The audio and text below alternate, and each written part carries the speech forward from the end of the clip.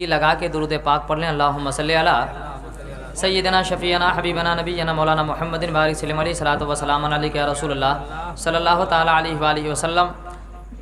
15 سے 20 منٹ آپ مجھے برداشت کر لیں، واعظ و نصیحت کے طور پر کچھ باتیں عرض کروں گا۔ اور یہ شادی کی محفل ہے تو مجبوری ہو جاتی ہے کہ شادی کے تعلق سے ہی بولنا ہے۔ ختنہ کی محفل ہوتی ہے تو مجبوری ہوتی ہے بھائی اسی کے حوالے سے بولنا ہے تاکہ اس کے بارے میں جانکاریاں بڑھیں۔ پہلے یہ سمجھ لیں کہ شادی سے اور میلاد سے کوئی تعلق نہیں ہے۔ شادی الگ وشے ہے اور میلاد الگ وشے ہے۔ میلاد الگ چیز ہے اور شادی الگ چیز ہے۔ کوئی یہ چاہے کہ بغیر میلاد کرائے ہم شادی کر لیں تو کر سکتے ہیں۔ کوئی چاہے کہ شادی بھی نہ ہو، ختنہ بھی نہ ہو، مکان بھی نہ بنا ہو، عمارت کھڑی نہ ہوئی ہو، ہماری بلڈنگیں تیار نہ ہو، بیٹی کی سروس بھی نہ ہو، کسی بچے کی ولادت یعنی پیدائش بھی نہ ہوئی ہو اور ہم میلاد کرنا چاہتے تو کر سکتے ہیں۔ اچھا کام ہے۔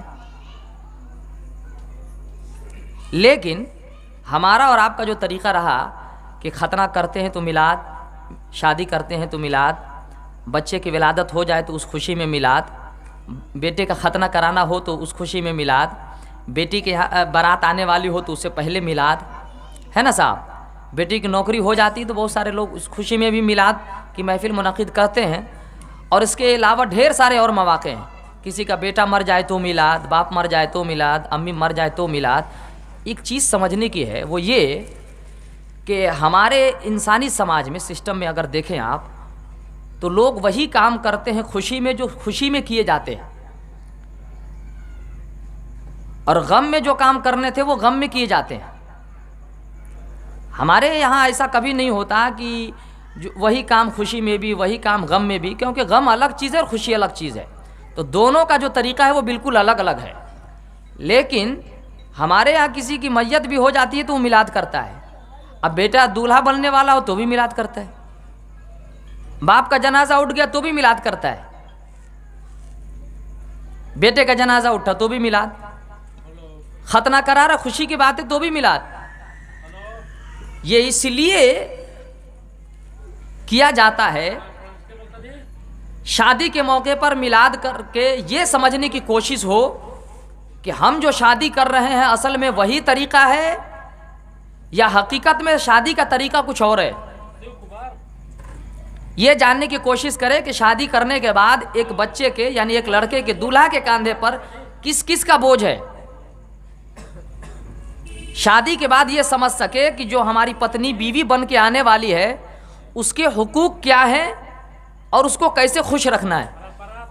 پھر اگر صاحب اولاد ہو گئے آپ کے پاس اولادیں ہو گئیں، پھر ان اولادوں کے ساتھ ہمارا کیا رویہ ہونا چاہیے، ان کے ساتھ ہمارا کیا برتاؤ ہونا چاہیے۔ ایک ماں باپ کی صرف یہ ذمہ داری نہیں ہونی چاہیے اور نہیں ہوتی ہے کہ بچے پیدا ہو جائیں اس کے نام کا بھوج کر دیں، ختنہ کی عمر کا ہو جائے تو ختنہ کر دیں، لوگوں کی دعوت کر دیں، اور شادی کا وقت قریب آ جائے تو سر پہ صحرا باندھ کے خوب دھوم دھام کے ساتھ بیاہ کر دیں۔ یہ ہماری ذمہ داری، اصل یہ ذمہ داری ہے ہی نہیں۔ اصل ماں باپ کی جو ذمہ داری ہے وہ یہ کہ جب بچہ پیدا ہو تو اس کا اچھا نام رکھے، اور جب وہ بولنے کے لائق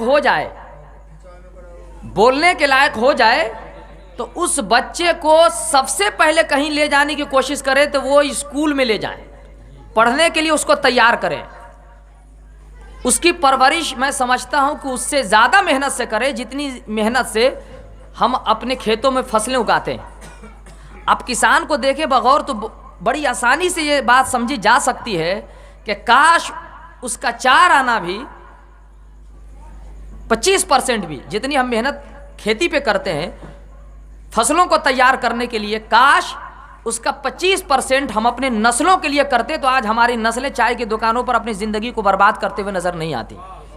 میرا محاسبہ ہے پورے علاقے میں چکر کرتا ہوں، میرا روز کا یہ تجربہ ہے۔ آپ یہاں سے ہٹ کے کرنی چلے جائیں، آپ اس جگہ کو سنورسا کو چھوڑ کے آپ موڈیہا چلے جائیں، پھر اگر اس علاقے میں جائیں تو آپ رامپور چلے جائیں، کیسٹ بیچ میں بازار ہے۔ میرا یہ تجربہ ہے کہ اکثر بازار کے بچے اور اس میں بچوں کا رول کم، گارجین کا رول ہونا چاہیے تھا۔ اکثر میں نے دیکھا کہ ہمارے بچے صبح اٹھتے ہیں تو چہرہ دھلے ہوں یا نہیں، ہاتھوں میں بڑا سا سیل فون ہوگا اور وہ سب سے پہلے چائے کی دکانوں پر حاضری دیتے ہیں، وہاں سے چائے لیں گے اور پھر کھیل کے میدان کی طرف نکل جائیں گے. یہ ہمارے بچے ہیں. اور دیہات سائڈ میں آپ چلے جائیں، جیسا کہ 2 گاؤں کا نام میں نے بتایا، کرنی ہو یا آپ چلے جائیں رامپور، خاص کر وہاں آپ جا کر کے دیکھیں، وہاں کے بچے صبح اٹھتے ہیں تو ان کی سب سے پہلی جو نظر پڑتی ہے وہ گھڑی پہ پڑتی ہے، ٹائم کتنا ہو رہا ہے. اگر ٹائم ہے اتنا کہ چہرہ دھلا جا سکتا ہے تو وہ چہرہ دھلتے ہیں، اور نہیں تو آنکھ مسلتے ہوئے ہاتھوں سے سائیکل اور کتاب لیتے ہیں اور وہ کوچنگ سینٹر کی طرف چلے جاتے ہیں.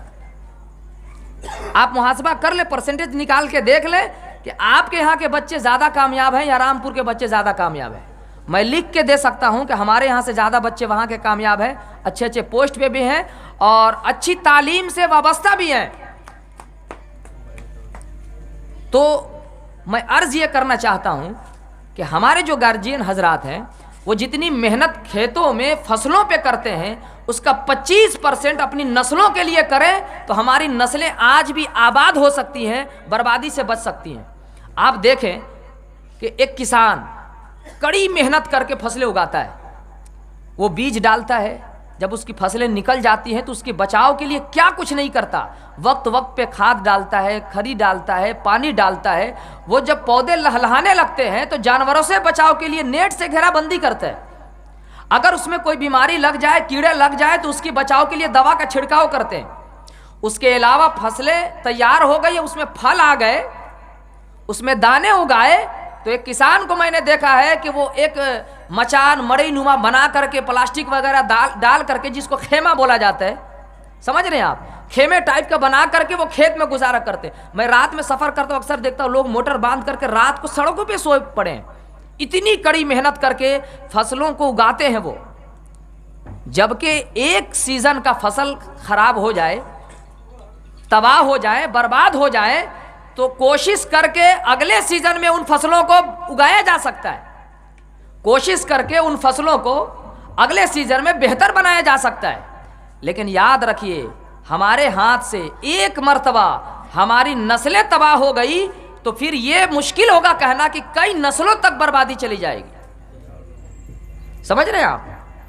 تو شاید اسی جہالت کو دور کرنے کے لیے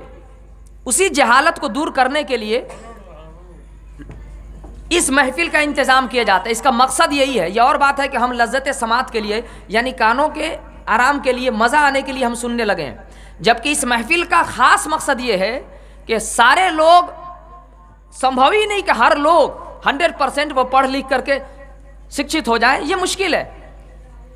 انہی کو گیان دینے کے لیے، انہی کو بات سمجھانے کے لیے، صحیح راستہ دکھانے کے لیے اس محفل کا اہتمام